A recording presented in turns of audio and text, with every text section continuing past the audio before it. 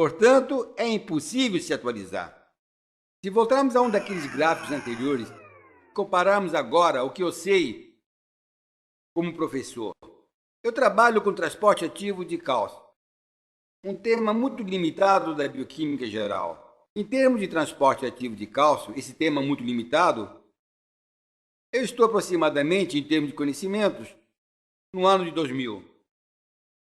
Se passarmos para uma área mais geral, como por exemplo a imunologia ou parasitologia, área muito afins da minha, eu estarei em 1980.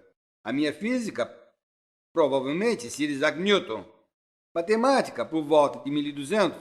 Ciências sociais, eu não sei exatamente em que ponto da história eu estou. Mas minhas duas filhas, com frequência, quando estão zangadas, garantem que eu estou, provavelmente, na época da pedra. Portanto, eu tenho um perfil de diversas idades culturais na minha cabeça. E assim cada um de nós. Cada qual tem um perfil variado de conhecimento ao longo da história. E torna-se, portanto, muito difícil encontrar duas pessoas que pensem de uma maneira mais homogênea, o que era a média antigamente.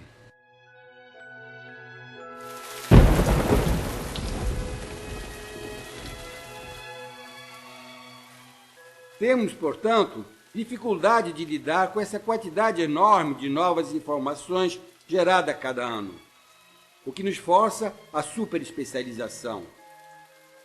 A superespecialização é um evento novo na história. O que se sabia até 1900, entre 1700 e 1900, a quantidade de informação disponível podia ser absorvida facilmente pelo cérebro humano. Eram poucas coisas que sabia e as pessoas eram generalistas.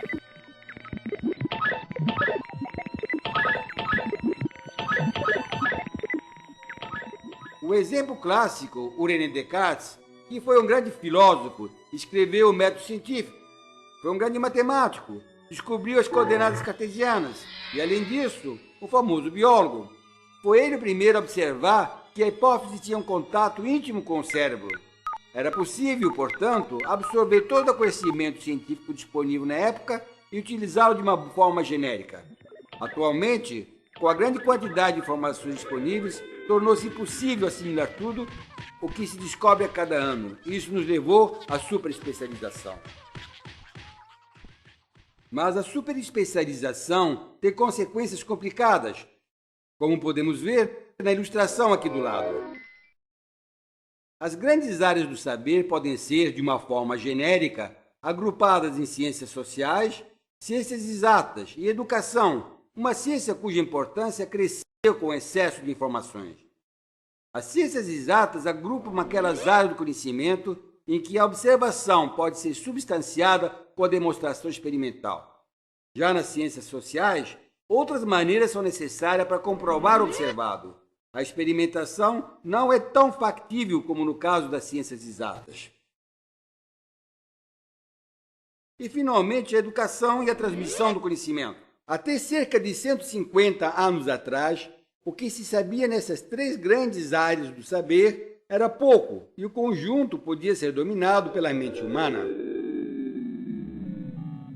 Atualmente, com o grande crescimento do saber, tornaram-se áreas estanques, grandes nações com pouca comunicação. Os cientistas das áreas das exatas com frequência costumam achar que as áreas sociais são assim mais ou menos ciência, o que não pode se demonstrar como no caso das exatas.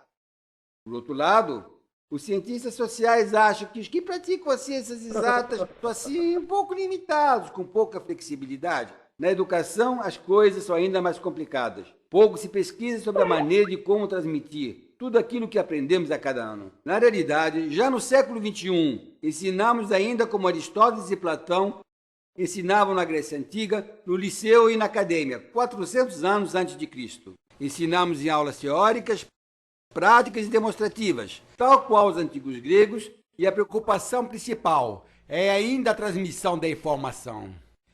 Para termos uma ideia da dificuldade que há com a educação, se contarmos os trabalhos científicos publicados nas diversas áreas, a quantidade de trabalhos publicados em educação é menos de 1% do que se publica em todas as outras áreas do saber.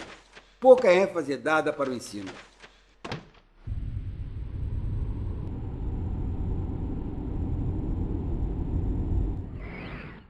Mas mesmo dentro das grandes áreas do saber, como por exemplo as ciências exatas, há grande dificuldade de comunicação.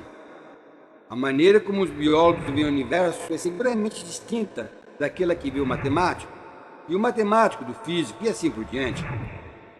A superespecialização é tanta que a linguagem do matemático não permite transmitir a um biólogo com clareza a forma com que ele vê o universo. Da mesma forma, o biólogo com matemático e com físico. Como consequência, a tendência é aprofundarmos cada vez mais o conhecimento em cada área específica do saber, com pouca lateralidade, pouca comunicação entre as áreas do saber. Talvez, se nós conseguíssemos uma linguagem universal em que o matemático, o biólogo e o químico pudessem comunicar com clareza, cada qual transmitindo ao outro a forma como ele vê a natureza, o universo, o nosso conhecimento poderia avançar muito mais rapidamente.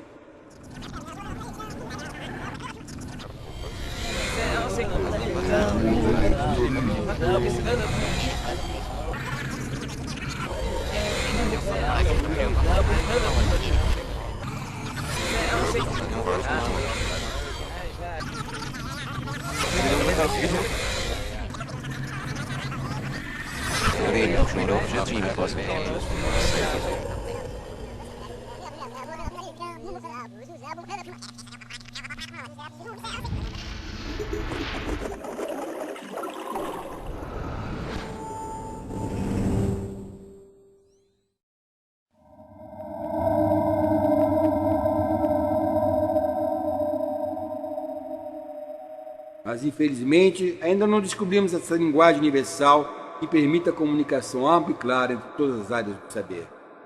Atualmente, entre as dificuldades que enfrentamos está a de lidar com o grande número de novas informações, a superespecialização e a falta de uma linguagem universal que permita ampla comunicação entre as diversas áreas do saber. Mas, como todos os grandes desafios que já enfrentamos e superamos ao longo de nossa história, seguramente também seremos capazes de superar esses obstáculos e seguir em nossa jornada na busca do entendimento da natureza.